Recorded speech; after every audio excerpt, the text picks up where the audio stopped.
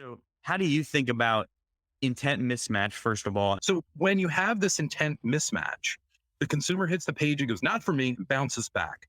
The amount of time that the consumer spent on your webpage is a measurable moment for a search engine. Click on the link at Google, stopwatch starts, go to the web page. Don't consume all the content. Google knows how long it takes to consume the content that's on a page. It's a video, it knows discreetly exactly how much time would be taken by the play length of the video. If not, it knows the average reading speed and comprehension level of a person for that piece of content. And if it would normally take someone 7 minutes to read your page and they were there half a second, pretty safe to assume they didn't read your content. Then the person flips back to Google, stopwatch stops. Google looks at that and says, take that data, put it over here. Maybe it helps us understand satisfaction. It goes through, it does its calculations, whatever else. But all of that's secondary because now the consumer has left you, gone back. And you know what they're not doing? They're not clicking you again. They're going to go to another result.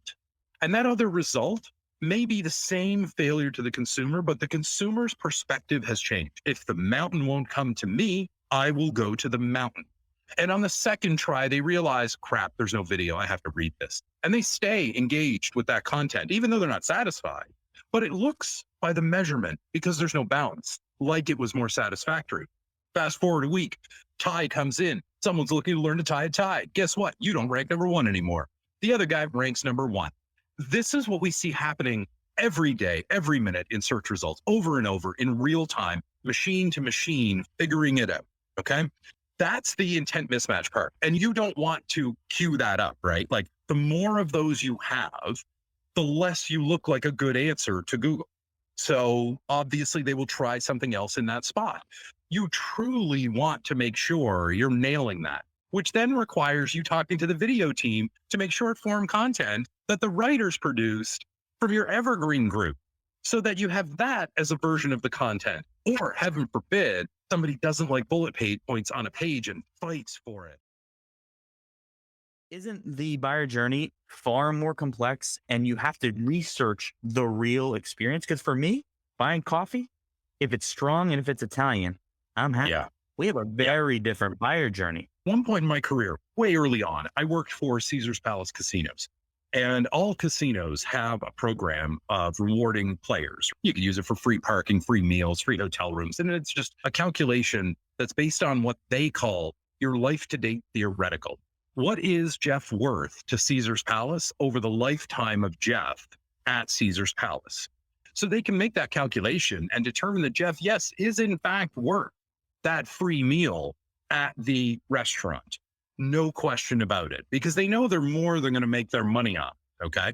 Businesses need to take this long-term theoretical value understanding of their customer and bring it into their marketing planning. Now what happens is you understand the value of your branding, of your PR. You understand the value of this head content, which attracts the attention of the person who's now shopping for a refrigerator. And you're plugging in through keyword research and trend analysis. And that's going to tell you your starting point for content. It's going to tell you the hot topics for today's refrigerators. Pull out drawers instead of doors. They're looking for double-sided. They're looking for configurable. They're looking for energy efficiency. They're looking for thinner walls, so more space inside for smaller footprint outside. They're looking for the elusive, fills the big hole in my wall, but doesn't cost me 10 grand, costs me 2 grand refrigerators. So you will come across all of that through that research around keyword and trends and topic analysis. So then you produce your content on it, you put your content out there. But the consumer's journey is only just beginning because now you've managed to say to them, hey, I have what I think you're looking for. A portion of those people, they're interested in exactly what you're telling them. They dive in, they go through the specifications, they do their measurements. And boy, you better be sharing measurements of the actual product, not the shipping box measurements that you were given from the manufacturer, Samsung, in Korea, because they'll give you the shipping dimensions because that's what matters most to them. I'm going to segue us right into your site search here. Part of how you do that is gaining more insight into what the consumer is looking for. Now, when a consumer wakes up in the morning, they go to Google and they start typing stuff in. The last 3 generations of humanity have been taught, throw a few keywords in and I will bring you back an answer that I think is pretty good. So when I'm looking for a refrigerator and I say it needs to have a water tap built in, it's reasonable to assume that at some point I will need filters for that. So the intent path includes that product of a filter. And it includes the instructions on how I will put it in. It includes information on reliability. Does it tend to leak over time? What are the common failure points? What does it cost to repair it? Is it something I can do myself? All of that becomes a part of that organic conversation. And a lot of this is going to happen now on your website because Google has taught everyone, go to a search box, throw your shit in there. It's straightforward. It's simple. And newsflash, humans are lazy. So want to take the easy path here. Now, we also have to factor in here generations, right? We have an older generation of people on smartphones. They don't want to type on the tiny keyboard, maybe having a hard time seeing the letters and whatnot. So they hit the microphone button and they talk to Google. And here's my query.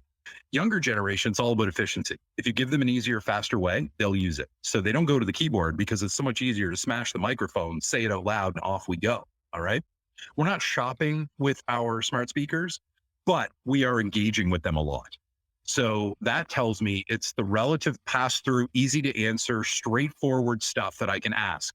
And last time I checked, all of humanity is still taught to speak in full sentences, to use the structure we are educated with.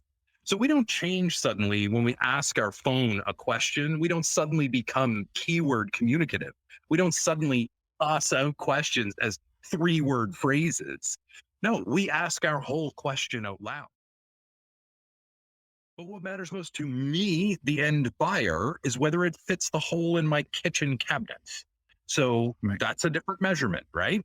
So now you're into a finite and different amount of content that requires different curation and probably yearly, if not more, updating. So now you're a little more invested in that. That's more time. That might mean half another headcount to manage that across all of your lines with attendant benefits packages that have to be applied to that headcount. All of this is a very real concern for the business.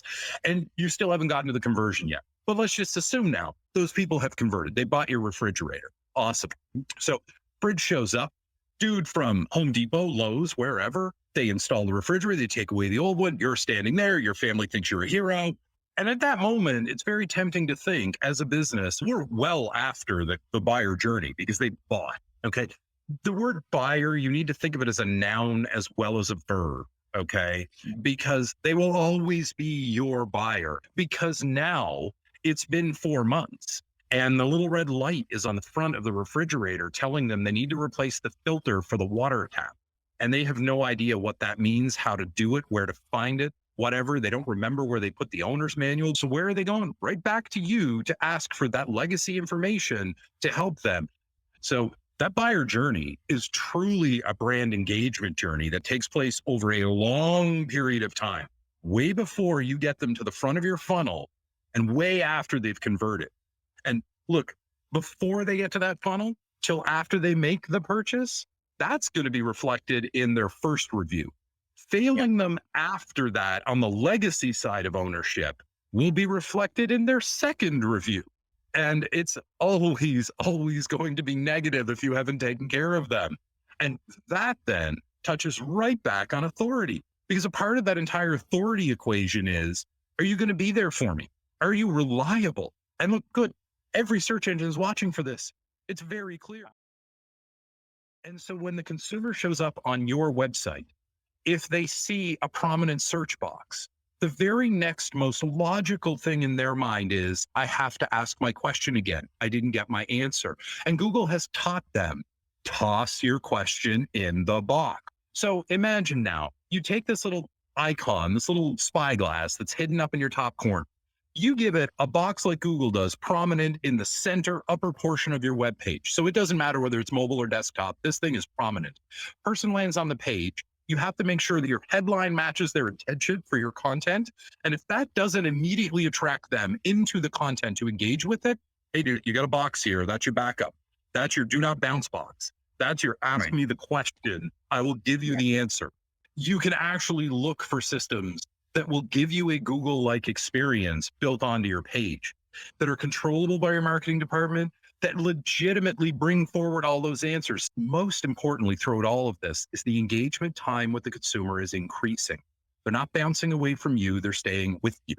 They are engaging with your content. They are thinking of more questions to ask you. You are looking more authoritative. They're bookmarking you. They're buying from you. That's where all of this is. And this is the cherry on this sundae. You have all of the questions that are asked, not a subset of phrases with stop words that have been removed and other things that have been put in a bucket and not provided to you. You have every discrete question that is asked at your disposal for you to understand as deeply as possible what the intent is behind that consumer.